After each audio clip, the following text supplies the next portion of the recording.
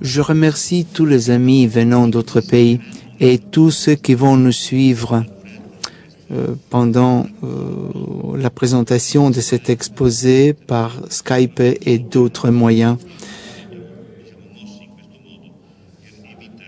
Nous avons bien voulu éviter de compliquer les choses. Alors tout d'abord une chose.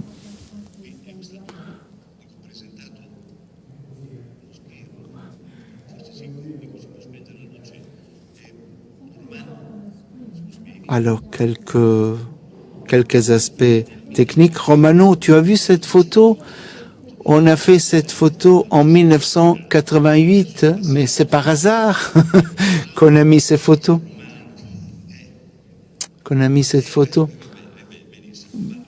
Très bien. Alors,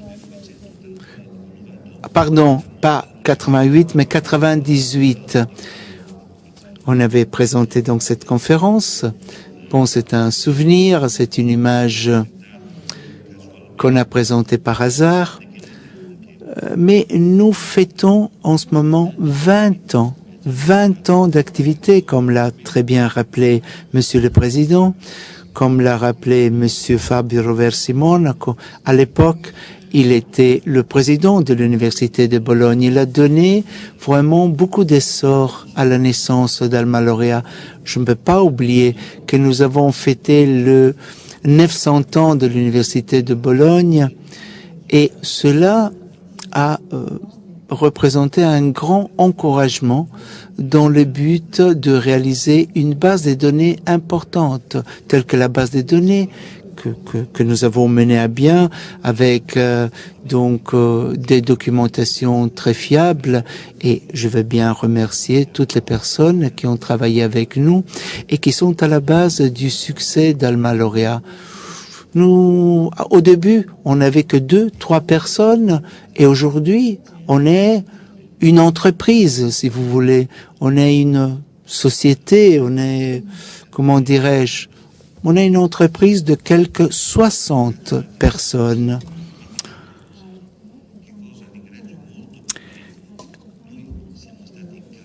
Nous avons été à même de démarrer de la base. Comme l'a dit à maintes reprises Monsieur Roversi Monaco, nous avons démarré de la base sans avoir, au début, de financement public. Ça a été un grand élément de croissance. Quelle était l'idée initiale? Passer d'une vision déductive du haut en bas qui marque notre pays par ailleurs. Tout cela en risquant de n'aboutir jamais aux conclusions nécessaires. Eh bien, nous sommes passés à un système inductif, ce qui sert pour profiter de la documentation dont nous disposons pour conclure mieux et plus rapidement. Alma Laurea donc a été presque un contraste par rapport à notre pays. Et nous avons considéré ce que disait Luigi Einaudi. Il écrivait dans le volume Prediche Inutili, publié en 1956, Connaître pour délibérer. Si les universités, si le gouvernement, si les ministères ne connaissent suffisamment pas pour délibérer, le risque est que les choses ne sont pas faites. Et on a eu recours encore plus à Galilée il y a plus de 400 ans dans l'œuvre de Bertolt Brecht que vous connaissez. Il avait invité les cardinaux du Saint-Office à regarder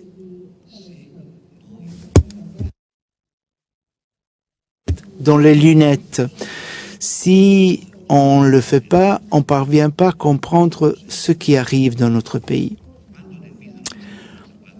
Lorsqu'on a créé Alma Laurea en 1994, les objectifs de base, disais-je, étaient au nombre de 3. Tout d'abord, l'analyse du profil des lauréats, des diplômés, c'est-à-dire réaliser rapidement la possibilité d'avoir une documentation qui puisse être utile au président, aux professeurs, à la population, pour mieux savoir où étudier. Ensuite, l'analyse sur les conditions d'emploi, qui est notre objet aujourd'hui lors de la 16e enquête. Il est vrai qu'un jeune peut sortir de l'université avec la note la plus élevée, avec les plus grandes connaissances, mais si au bout de 1 an, 3 ans, 5 ans, il ne travaille pas suffisamment, tout cela peut être un risque majeur. Donc il n'y a pas de capacité de lien entre l'université et l'entreprise. Et troisième objectif, eh bien, c'était la base des données Alma Lauréat. Qu'est-ce que cela signifie? Eh bien, avoir tous les CV de nos diplômés. Aujourd'hui, on en a 2 millions, afin que tout cela puisse aider le matching, la rencontre entre la demande et l'offre. Tout cela a été réalisé sur la base de principes. Donner de la continuité aux choses, rapidité, fiabilité, caractère exhaustif. Si on ne fait pas les choses comme ça, bon, les choses ne marchent pas. Alors, j'ai recours à Braudel. La seule documentation statistique ne dit rien. Fernand Braudel, un historien français, était accoutumé à penser que si on étudie les civilisations et les changements à long terme, tout cela sert pour mieux saisir la situation. Récemment, en faisant un voyage en Tunisie, là, on est en train de bâtir une chose importante pour Alma Lauréat. J'ai vu la statue de Ibn Khaldoun, né à Tunis en 1300 et mort au Caire en 1400. Eh bien, cela m'a fait venir à l'esprit 2 choses. Tout d'abord, l'Égyptien Kéti, 2000 ans avant Jésus-Christ, donc il y a 4000 ans, il accompagnait son enfant Pépi à l'école pour devenir un scribe. Eh bien, un jour, à l'école, dit-il, est bien avantageux et ses conséquences durent à jamais, comme les montagnes. Et le deuxième élément, ce que Ibn Khaldoun soulignait à Tunis, né en 1300 dans son œuvre Muqaddima, les sciences et l'éducation constituent des éléments qui ne sauraient être séparés du bien-être. C'est un élément fondamental, bien sûr. Et Romano Prodi a récemment dit, en s'occupant des pays, pour ce qui est de l'Europe et de la Méditerranée du Sud, pour un développement démocratique inclusif des jeunes générations. Et c'est un aspect majeur. Ceci dit, essayons d'analyser le contexte culturel et international de notre enquête. Je le disais d'habitude à la fin, mais en ce moment, il faut bien dépasser une logique de nature nationaliste. On comprend tout, on peut tout débattre, mais on ne peut pas comprendre ce qui va arriver dans le reste de l'Europe. La dépense publique et privée pour l'éducation de 3e niveau comme pourcentage du PIB, vous voyez les chiffres. En Italie, c'est un chiffre très très modeste. Je me souviens que une ministre récemment avait dit que si l'on pouvait épargner sur les universités, cela aurait été bien. Ah non, ce n'est pas la ministre. C'était le ministre qui, en 1862, Carlo Matteucci, lorsque l'Italie avait 85% d'analphabètes, écrivit ces mots. Les choses ont changé. Et comment? Et aujourd'hui, répéter cette phrase est fondamental. Pourquoi? Parce que nous investissons très peu dans ce créneau. Si l'on voit ce qui arrive dans la dépense publique et privée pour l'éducation de troisième niveau dans l'enseignement supérieur, base 100. Pour l'Italie, la France, l'Espagne et l'Allemagne dépensent nettement plus, voire le double. Et c'est un élément fondamental. La dépense pour la recherche et développement, une fois encore, situe l'Italie au bas de l'échelle. Mais il est vrai que si l'on regarde la dépense des entreprises, nous pouvons souligner avec vigueur que les entreprises investissent en recherche et développement, mais ce n'est qu'un tiers par rapport aux entreprises allemandes. Pas besoin de rappeler autre chose lorsqu'on ne va pas tellement dépenser. On dépense très mal. Et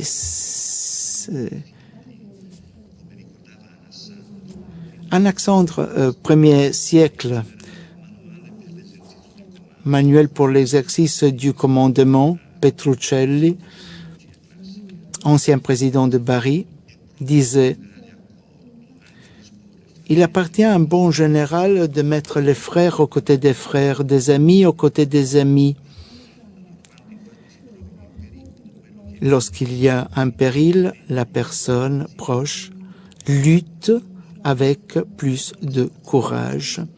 J'ai le sentiment que cet élément reste encore comme caractéristique dans notre pays. Nous voyons que la population, vous voyez, a baissé 37% et la régularité des études est dilatée pendant la même période. On est passé de 9,5% de personnes qui arrivent au diplôme au 39%. C'est un bond énorme. La forte croissance aussi de suivre les études, les connaissances linguistiques et informatiques qui se sont améliorées, la croissante collaboration entre les universités et les entreprises. Aujourd'hui, 55% des diplômés achèvent les études avec un stage dans une entreprise, 3 fois plus par rapport à l'an 2000. Alors nous avons franchi des pas importants et les expériences des études à l'étranger ne font qu'augmenter. Aujourd'hui, on parle de 14% des diplômés. Nous avons le sentiment toujours, on répète toujours dans la presse que les étudiants augmentent. Eh bien, ce n'est pas comme ça.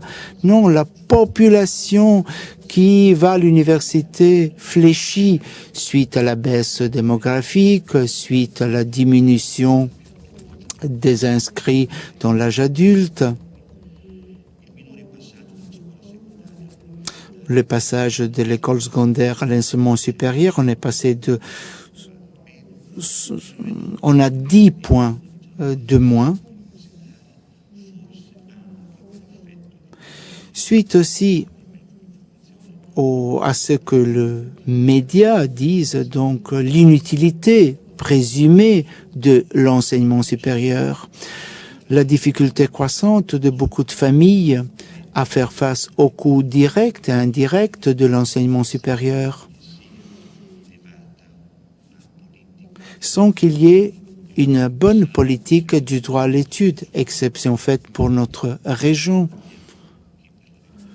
Eh bien, M. Bianchi est en train de faire un très bon travail et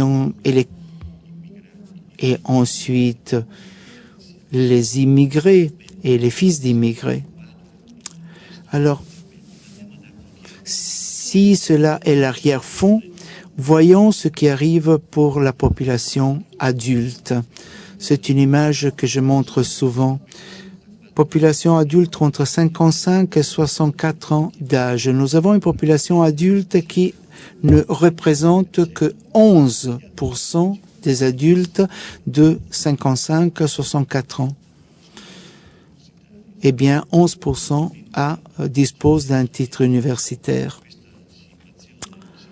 Ces situations se répètent exactement chez la population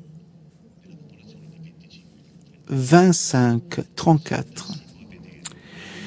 Si on va voir, mais on ne peut pas approfondir ce sujet maintenant, si on va voir la classification des statistiques, définition OCDE, en mettant les diplômés 5A, fondés sur la théorie ou sur la préparation à la recherche, ou donnant accès aux professions de haute spécialisation, et ensuite les diplômés 5B, pour nous, inexistants dans les statistiques de l'OCDE, nous voyons qu'il y a une partie considérable de ces professions de santé, et pas seulement, qui devraient être qualifiées de façon différente. Au lieu de 5A, on devrait parler de 5B, d'une profession généraliste à une autre profession. Tout cela échappe à la majorité de ceux qui œuvrent dans les ministères. Ils sont intéressés à multiplier cette possibilité pour les jeunes, 3 ans. On parle donc du bac plus 3. C'est une image qui devrait être approfondie, mais voyons ce qui arrive dans cette population et dans l'Union européenne. Notre situation n'est pas bonne. La Commission européenne pour 2020 a indiqué une barre de 40%. Le gouvernement italien a décidé de ne pas dépasser 26-27% par rapport à 40%. Alors, une réflexion s'impose afin d'étudier les problèmes de notre pays. Et je parle bien des professions hautement qualifiées. Voyons ce qui arrive dans l'Europe 27. Période de 2007-2012, la population des occupés dépasse 21%. Il y a une croissance en Allemagne, il y a une croissance en Espagne. Bon, les choses font bon train. En France, au Royaume-Uni. Mais voyons la situation italienne. En Italie, la situation a précipité. Nous étions à un pourcentage nettement plus faible et nous avons baissé. Alors, d'après les rankings internationaux en Italie, dans les professions hautement qualifiées, il y a les législateurs, il y a les professions intellectuelles, il y a les managers, il y a les professions scientifiques, etc. Mais voyons ce qui arrive maintenant pour ce qui est des managers et notre pays. Avec, si l'ensemble des autres pays a un pourcentage très faible, eh bien nos managers, par contre, arrivent à un pourcentage de 28% de réduction en Allemagne, 5%. Si on va voir le bac, et voyons maintenant le titre universitaire. On parle toujours de manager. Si la moyenne des pays à 27 ou à 15 se range à 52, 53, en Allemagne on arrive à 51, nous voyons que 24% de nos managers ne dépassent pas la scolarité obligatoire, l'obligation scolaire. Donc c'est un élément fondamental. Il est vrai que pour le prix Nobel Becker, après avoir gagné le prix Nobel, il avait écrit « Les installations, les équipements dans une entreprise sont nécessaires, mais il faut bien avoir aussi des personnes capables pour utiliser ces équipements parmi les travailleurs et parmi les entrepreneurs. » Et c'est important. Mais voyons, essayons d'approfondir cet aspect. Voyons la situation des entreprises de gestion de famille. La gestion de famille, comme vous le voyez, est très élevée pour toutes les réalités. Mais les entreprises où la propriété de famille est très, très élevée, eh bien, concerne l'Italie. deux tiers des entreprises sont des entreprises de famille en Italie. Et c'est un élément fondamental, il faut bien l'évaluer avec beaucoup d'attention. Il est vrai qu'on a la propriété de famille, mais il est vrai aussi que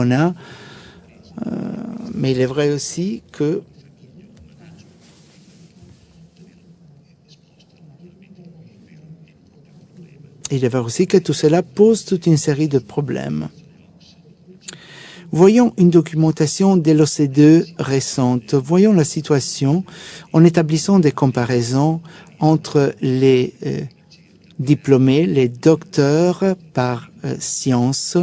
Je ne dis pas que les chiffres nous aident toujours, mais voyons un exemple. Les sciences, ces sciences. Donc l'OCDE a indiqué que 25% pour l'Union européenne, 29% pour les États-Unis.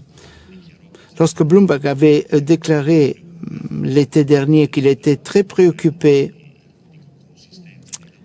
de la grande quantité de diplômés,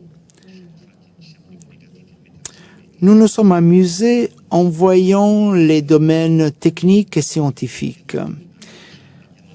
Nous avons ajouté la physique, la chimie, la biologie, l'ingénierie, la médecine, la pharmacie. Et le résultat? Eh bien, nous avons une évaluation différente de l'évaluation considérée en général. Par rapport à la moyenne des pays OCDE, 37% dans les domaines scientifiques et techniques, nous sommes au niveau de l'Allemagne. Nous avons augmenté nettement plus. Je ne voudrais pas qu'on ait augmenté la production de diplômés dans les matières scientifiques et ensuite que ces jeunes aillent à l'étranger. Alors, Alma Laurea fête 20 ans aujourd'hui. Nous avons mis en relief qu'on est en train d'arriver à 64% des universités, 80% des diplômés chaque année. Nous devons souligner aussi que la contribution du ministère a baissé ces années-ci. On avait 1,5 million. Cette année, on a eu la moitié, 700 000 €. Et nous comptons énormément sur l'aide de ces personnes. Qu'est-ce que nous faisons? Nous restituons chaque année à chaque université. Nous avons créé un système. Nous avons presque 2 millions de CV dans notre base de données. Nous restituons à chaque université l'évaluation des filières, les conditions d'emploi et d'autres éléments. Nous avons déjà rappelé que nous agissons sans intérêt politique ou économique. Après des années de collaboration, nous avons créé Alma Diploma en l'an 2000 et nous n'avons pas encore reçu de financement. Nous avons créé Alma Orientati. Nous avons répété Alma Diploma dans les sillons d'Alma Laurea. 500 écoles sont concernées. Nous avons créé Alma Orientati en 2006, sans soutien financier. Nous avons créé en 2008 Alma Laurea à femmes et nous attendons encore des aides. En 2012, nous avons considéré les publics protégés. C'est un élément fondamental, sans soutien public. Et une fois encore, malheureusement, l'aide du ministère du Travail n'existe pas. Pas d'aide. Et ces jours-ci, nous avons lu 2 articles de Sergio Rizzo du Corriere della Sera. Les travaux à haut prix trouvés par l'État dans les centres d'emploi, presque 10 000 salariés, 464 millions chaque année. Chaque année, ceux qui trouvent travail, 35 000 personnes. Et puis on a lu un autre article du quotidien Repubblica, Tito Boeri. Alors maintenant, il ne faut pas il ne faut pas jeter de l'argent par la fenêtre pour les jeunes. Alors, les centres d'emploi, ISFOL et d'autres, il y a 1500 personnes qui travaillent dans ces structures et la réussite dans ce domaine est une réussite controversée. Voyons maintenant les enquêtes sur les conditions d'emploi. Nous avons travaillé sur 64 universités. Les taux de réponse considérés peu fiables à l'étranger, ils y ont réfléchi et ils pensaient que nous trichions. Eh bien, nos taux de réponse se chiffrent à 86, à 3 ans 80, à 5 ans 75%. Les taux de réponse de tous les diplômés. Et nous avons créé une étape de rééquilibrage. À chaque diplômé interviewé, on donne un poids et comme ça, les distributions sur les variables objets de cette action, c'est-à-dire type de filière, genre, science, zone géographique, zone de résidence, afin que tout cela soit équilibré. Alors voyons, qu'est-ce qui se passe à l'occasion de notre dernière enquête que nous avons menée pour les diplômés 2012-2007. Une année après la comparaison par type de cours, emploi moins 16% pour ce qui est de master. L'emploi a baissé encore une fois, moins 11 points. Et pour le premier niveau, nous avons pris en compte les diplômés qui n'ont pas continué leurs études. Et donc, au total, la situation n'est pas bonne. Et donc, il y a une aggravation de la situation. Alors, qu'est-ce qui se passe pour le diplômé premier niveau et master cycle unique? Si nous regardons la situation familiale, nous voyons que, alors qu'en 2004, et donc avant la réforme, 72 diplômés sur 100 venaient de familles qui n'avaient pas de diplôme universitaire, eh bien, ça devient 75 sur 100.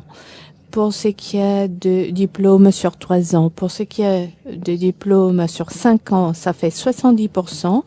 Et pour les cycles uniques, et donc diplôme cycle unique, médecine, chirurgie, on arrive à 53%.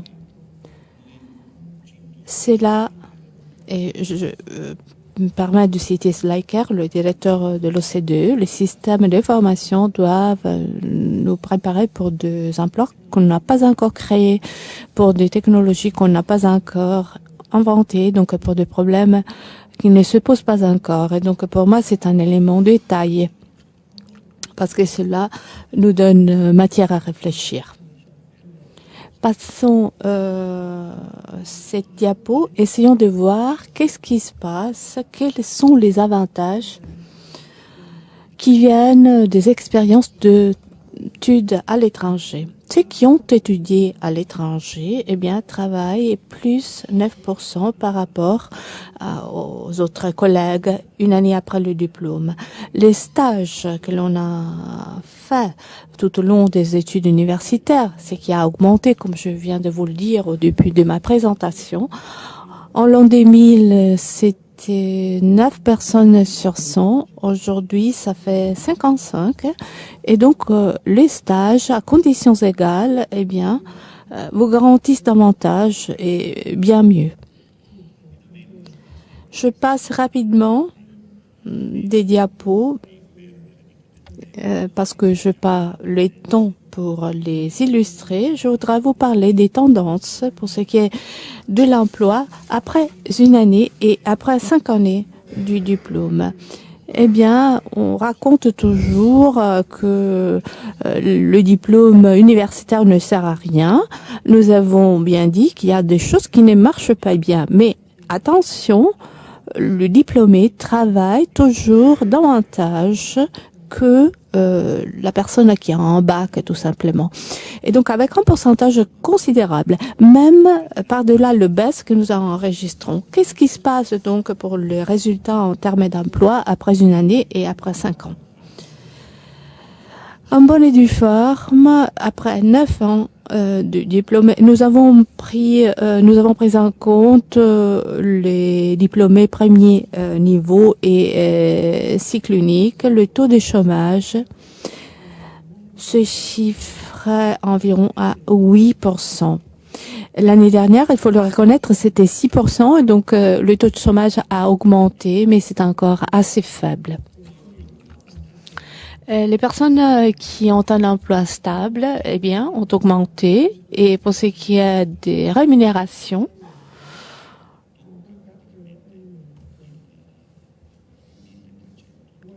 ça fait 1383 €, à en croire nos jeunes gens. Et alors, le diplôme universitaire, ça rime avec en plus d'employabilité. Si on arrive à 64 ans, eh bien, nous pouvons dire que le taux d'employabilité, en ce qui concerne les diplômés universitaires, est bien plus important que par rapport aux personnes qui ont un bac, tout simplement. Et donc, même en termes de rémunération, les choses sont bien meilleures. Malheureusement, on fait toujours une comparaison pour ce qui est de la rémunération à 25 ans, à 26 ans, à 27 ans. Cela ne rime à rien parce que la personne qui a un bac et donc qui a pris son bac à 18 ans gagne bien plus, alors que le diplômé universitaire qui va commencer de travailler à 25 ans, au début, a une rémunération inférieure. Mais l'OCDE nous dit que le diplômé universitaire gagne 48% plus. 2008 et 2012, le chômage pour le diplômé universitaire entre 25 et 34 ans a augmenté de 6%. Oui, c'est vrai, mais attention, le chômage, pour ce qui est de personnes ayant un bac, eh bien, a augmenté du double, comme nous pouvons le voir dans cette diapo. Essayons de prendre en compte les diplômés universitaires, les personnes qui n'ont qu'un bac, et malheureusement, nous voyons que il y a eu une augmentation du chômage, notamment pour ceux qui ont tout simplement un diplôme de collège. Pour le bac à 19 à 29 ans, plus 15%. Et pour les diplômés universitaires, nous venons de voir que les choses sont différentes. À l'occasion de la fête de la femme, nous avons essayé de tirer au clair les différences qu'il y a entre les femmes et les hommes en Italie. Le taux d'emploi à 5 ans pour ce qui est du genre se rattache au fait que les hommes travaillent bien plus 8% par rapport aux femmes. Et nous voyons qu'est-ce qui se passe. Il y a aussi des différences entre le nord et le sud. Donc, les différences augmentent. Si on va entrer dans les détails, eh bien, la part qui travaille par chambre, état civil et enfants, eh bien, le différentiel entre les personnes qui sont mariées et celles qui ne le sont pas, ça fait 6-7 points en pourcentage. Donc, mariés, non mariés, ça va augmenter encore plus. Pour les hommes et pour les femmes sans enfants, le différentiel est assez faible. Pour les femmes et les hommes avec des enfants, eh bien, le différentiel après 5 ans est bien plus important. Conditions d'emploi des diplômés universitaires n'est pas la même pour toutes et pour tous. À 5 ans, par groupe de disciplines, il est question toujours des diplômes master. Eh bien, il y a une moyenne qui change considérablement pour ce qui est des diplômés dans la situation, dans le domaine sanitaire et géobiologique. Il y a des points à pourcentage considérable. Et c'est là aussi pour ce qui est des rémunérations. Rémunération, 5 ans après le diplôme universitaire. les différences sont considérables entre les ingénieurs et les psychologues, comme vous le voyez dans cette diapo. Les différences sont considérables. En faisant la différence, en guise de conclusion encore que rapide, la différence qu'il y a entre le traitement net après 5 ans par chambre, bien sûr, on s'est concentré sur les femmes, eh bien, le différentiel, ça fait 293 €. Mais à conditions égales, cette mesure, ce chiffre se réduit considérablement. Bien sûr, une différence importante reste. Quelles sont les conclusions que nous pouvons tirer?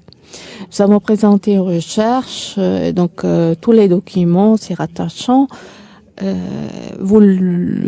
Tous les documents, vous les trouvez dans les sites internet. Et donc, tout un chacun pourra évaluer, à la différence de ce que je fais aujourd'hui, toutes les considérations, donc par université, par cursus,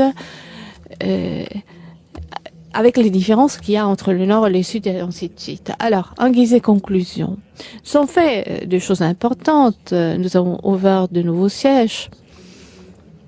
Nous avons travaillé pour le public protégé. Nous avons ouvert de sièges nouveaux à Rome, à Padoue. Nous avons ouvert la femme. Et ce qui nous intéresse beaucoup, c'est bien les instituts techniques supérieurs. Ce sont deux écoles à spécialisation élevée que l'on vient d'ouvrir depuis peu, que nous voulons bien utiliser pour nos recherches. Alors, qu'est-ce qu'on peut dire à ce propos? La Commission européenne a approuvé 3 projets importants avec le Maroc, la Tunisie, l'Arménie, la Serbie, la Bosnie. Comme l'a dit le président de l'université, le modèle Alma Lauréat a été présidé à Washington, Banque mondiale, juin 2013, ce qui a créé beaucoup d'intérêt. Il y a aussi de nouveaux rapports de coopération avec des universités d'Amérique latine et du Sud-Est asiatique. À mon sens, il est possible de dire, et c'est ce que je dis à d'autres occasions, eh bien c'est une période carême. Mais même en période carême, eh bien le paysan va couper n'importe quelle dépense, sauf les semences. Ce qui revient à dire qu'il faut investir sur les jeunes, comme le disait Plutarque. Les jeunes ne sont pas des pots à remplir, mais ce sont plutôt des lanternes qu'il faut allumer. Mes derniers mots sont les suivants. Pour le modèle que l'on va présenter pour le profil de diplômé 2013, on va se rencontrer à Pollenceau, à l'Université des sciences gastronomiques, le 22 ou bien le 25, je rappelle plus exactement la date, a dit les rapporteurs, au mois de mai. C'est le professeur Grimaldi qui nous a invités, c'est le président de cette université de Pollenceau. C'est très important et c'est le bon moment pour applaudir les jeunes avec lesquels nous avons travaillé. Merci de votre attention.